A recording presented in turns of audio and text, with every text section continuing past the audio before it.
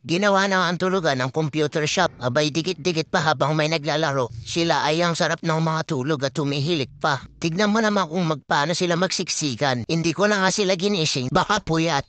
Habang nagbabantay kami ng kapatid ko sa tindahan, biglang may narinig kami nakalabog.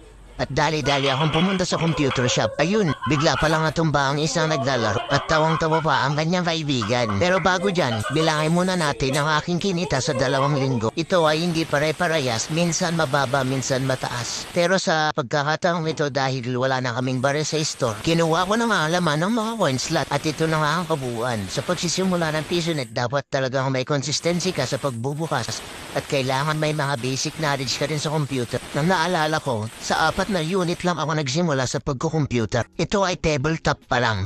Nung nagsisimula ako, hindi ako takot na sumubok dahil balang araw, iniisip ko na talagang lalaki ako. Start small, think big. Kaya nung nakaipon na ako, agad akong bumili ng 4 na unit para makapagsimula. Hindi ko na inisip kung mananalo o matatalo. May mga dumaan man na problema at mga pagsubok sa buhay kailangan natin harapin dahil ito ay pagsubok lang. Hindi naman gagawing problema kung hindi natin kayang lutusan. Kailangan lang natin harapin ang mga problema para ito ay matapos. Dahil kung hindi ka kikilos, walang mangyayari. Buhay ngayon ang labanan ay pera. Tignan niya naman ang resulta, hindi ka magsisisi dahil sa pinaghirapan mo makikita mo ang bawat pagod, hirap, at struggle sa buhay. Kaya kailangan lang natin nakasan ang loob na lumaban sa bawat pagod. Pahinga lang yan.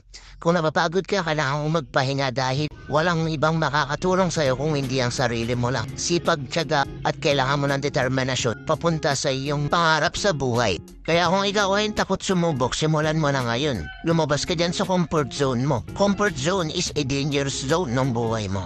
Subok lang ng subok, hindi natin alam kung saan tayo magbo-boom. Pati nga pagbebenta ng mga PC set, pinasok ko na para lang makapag-ipon at makapagpundar ng bagong negosyo. Kung ano mang pangarap ko sa buhay ay aking makakamit. Huwag ka lang titigil hanggat hindi mo nakukuha ang mga pangarap mo sa buhay dahil hindi mo alam kung saan ka dadalhin ng mundong ito. Malay mo, daling ka sa Mars. Bye-bye!